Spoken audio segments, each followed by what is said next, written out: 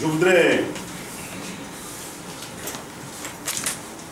remercier le vice-président de la Cour d'appel de Lorraine,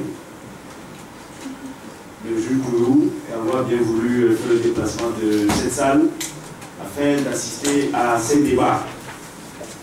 Et je voudrais également dire que ce que je n'ai pas nommé dans mon intervention, en tant que distingués invités, n'ont qu'à trouver en mon intervention ma plus profonde considération. Je voudrais d'abord partir de l'intervention, de la question de M. Attanti. C'est vrai que l'on peut penser que Maître Afan Mehdi est en train de tirer les ficelles de son côté. Mais je ne le dis pas pour moi. Moi, j'ai déjà eu à passer devant cette cour dans une ou plusieurs affaires. Et tenez-vous bien, même l'État togolais aujourd'hui n'est pas en mesure, ou bien ne veut pas payer même les frais d'un seul avocat. Et en tant qu'avocat, ayant pratiqué cette cour, il n'est pas normal qu'on n'en parle pas. Il n'est pas normal qu'on n'en parle pas. Et ce que nous disons aujourd'hui, ce n'est pas pour, et je l'ai dit tantôt, anéantir ou bien détruire la cour.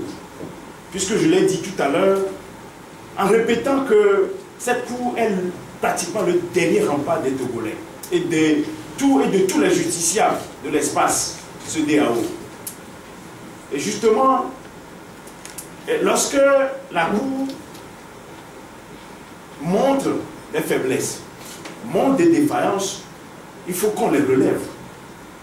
Je ne pense pas que ce soit par exemple l'avis des autres confrères dans cette salle, lorsqu'ils constatent aujourd'hui que dans l'une des dispositions de la Cour, il n'est pas permis aux avocats d'être déboursés des frais que le client a engagés pour la gestion du dossier. Vous voyez, mais vous avez dit, il serait souhaitable qu'on prenne par exemple en charge les frais de 3 avocats. C'est une proposition aussi. Et pour moi, je pense que, en le disant, ce n'est pas pour plaider pour ma chapelle, mais c'est plaider pour tout le monde. Vous savez, lorsque l'avocat est mis dans les conditions normales, il travaille bien. Mais lorsque vous avez des difficultés, vous savez très bien que même lorsque vous déboursez l'argent, l'État ne prendra pas en charge et que la violation perdue, c'est le citoyen de la CEDEAO qui souffre. Pour la deuxième question, les dispositions prises pour faire améliorer les prestations. Je crois que ce que je suis en train de faire aujourd'hui, c'est une manière pour nous, citoyens de la CEDEAO, citoyens togolais, puisque parmi nous, justement je les salue, les journalistes qui font de bons travaux, qui font de belles choses et qui nous accompagnent. Nous, avocats, nous qui sommes aujourd'hui dans cette salle, nous tous, nous savons ce que font les journalistes. Ils peuvent faire partager l'information à qui de droit. Et ça peut avoir des incidences sur les prestations de la Cour. Donc ce que je fais aujourd'hui peut permettre de faire améliorer les choses. En ce qui concerne le docteur Koussan, je dis que toutes les questions sont très bonnes. D'abord pour M. Attanti et pour le docteur Koussan, pas de moyens textuels pour faire citer et pour faire exécuter les décisions de la Cour. Nous l'avons dit. Nous l'avons dit parce que c'est vrai que le règlement a prévu un contenu en la matière, c'est-à-dire que les États doivent prendre des mesures urgentes pour faire exécuter les décisions. C'est tout ce qui a été dit. Et justement, si vous prenez certaines des décisions, on dit, ordonnant à l'État togolais et à l'État du Burkina de prendre toutes les mesures nécessaires et urgences de faire cesser la violation. C'est tout ce que la décision dit. Ça, c'est vague. C'est vague. Vous voyez, donc ce que je dis, il va falloir que chacun d'entre nous fasse en sorte que ça cesse. Vous savez, Je le disais tantôt en me fondant sur cette affirmation de New Müller, qui est un Allemand. Il dit, lorsqu'on est venu chercher les communistes, je n'ai pas réagi parce que je ne suis pas communiste. Lorsqu'on est venu chercher les juifs, je n'ai pas protesté parce que je ne suis pas juif. Lorsqu'on est venu chercher les homosexuels, je n'ai pas protesté parce que je ne suis pas homosexuel. Lorsqu'on est venu chercher, bref, tous les autres, je n'ai pas protesté parce que je ne suis pas concerné. Et lorsqu'on est venu me chercher, il n'y a personne pour me défendre. Parce que nous ne sommes pas concernés. Je dis que ce que nous disons aujourd'hui, il n'y avait même plus personne. Il n'y avait même plus personne. Donc, c'est le moment plus que indiqué pour que nous puissions, chacun en ce qui le concerne, se lever comme un seul homme pour que nous puissions faire améliorer les choses.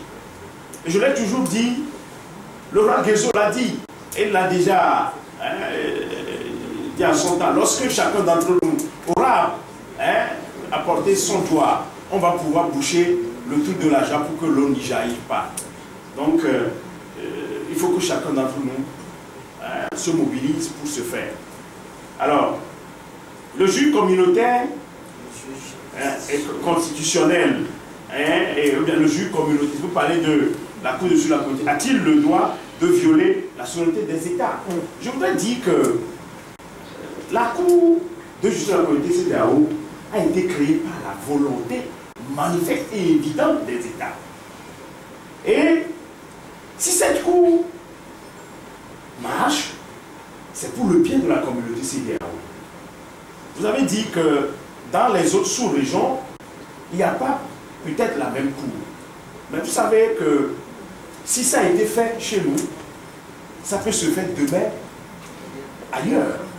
Mieux vaut tard que jamais. Mais c'est un atout pour nous que, je l'ai dit, le seul fait que la Cour existe, c'est une force. Et ça permet aux citoyens de la CEDEAO de pouvoir se faire entendre. Vous savez, pas l'existence de cette Cour, c'est vrai, Mamadou Tandja, l'ancien président du Niger, a été libéré. Plusieurs personnes ont été libérées. Mais ce que nous disons aujourd'hui, c'est qu'il est important que la Cour fasse en sorte que ces prestations s'améliorent. C'est dans l'intérêt de tout le monde. Et je dis que ce n'est pas une question de violer la souveraineté des États, puisque c'est les États eux-mêmes qui l'ont créée. Et en la créant, ils veulent se dépouiller d'une partie de leur souveraineté, de leur autorité. Donc, je dis que chacun d'entre nous doit pouvoir méditer la chose pour que nous puissions aller en avant. Pas de charte des droits de l'homme dans les autres régions, c'est vrai, les faiblesses, les forces. C'est vrai qu'aujourd'hui, moi j'ai des amis au niveau de l'Afrique australe, ils sont en train de se battre à partir de la Cour, l'existence de la Cour de justice de la communauté CEDEAO, pour que la CESAT, je crois que c'est ça, puisse créer une Cour sous-régionale australe. Donc c'est très important de le préciser.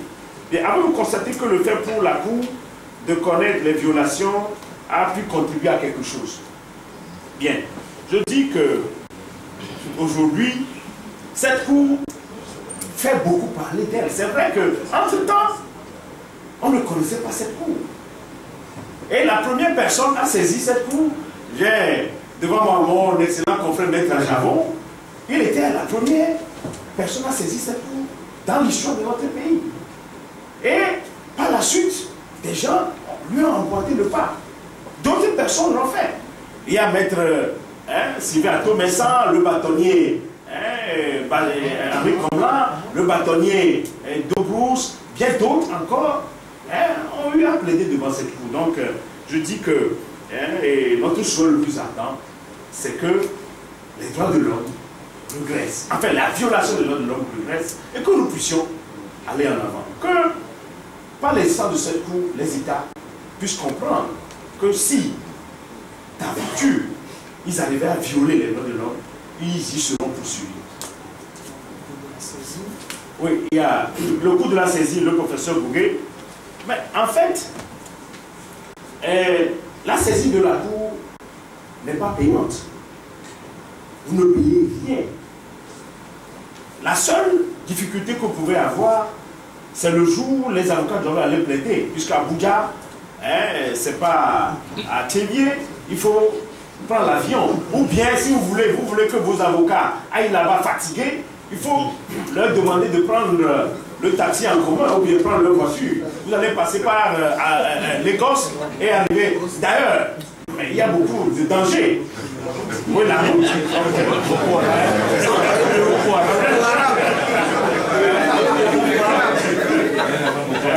Donc, je crois que dans tous les cas, ce qu'il faut reconnaître, c'est que les clients que nous avons défendus jusqu'à ce jour ont pu prendre sur eux la responsabilité de nous faire déplacer.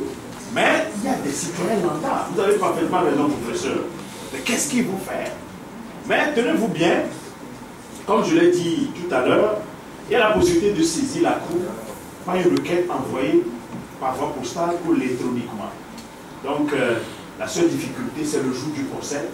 Et il est quand même important que l'avocat soit là pour repréciser un certain nombre de choses.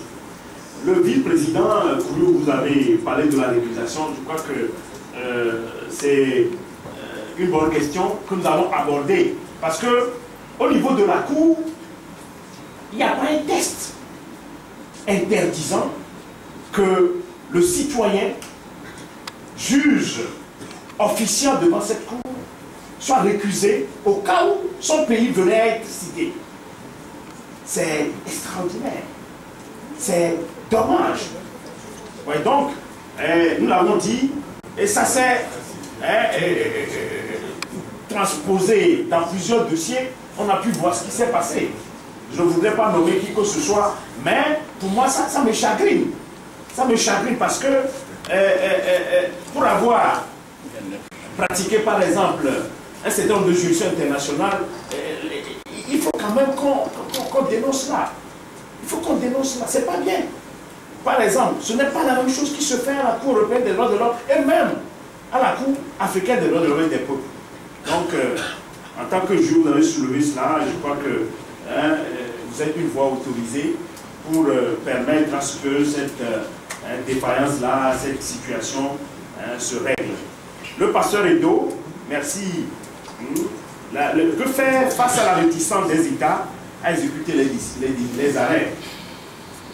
Vous savez, je l'ai dit tantôt, il va falloir qu'on se mobilise. Il va falloir que chacun d'entre nous apporte sa pierre à l'édification de cette Cour et que les décisions soient exécutées totalement. Comme l'a dit Jean Machiavel, lorsque la mobilisation est forte et grande, l'obstacle cède. Donc, il faut qu'on se mobilise et qu'on puisse se faire entendre. Maintenant, les juges sont-ils choisis comment? Vous avez parfaitement raison de poser la question.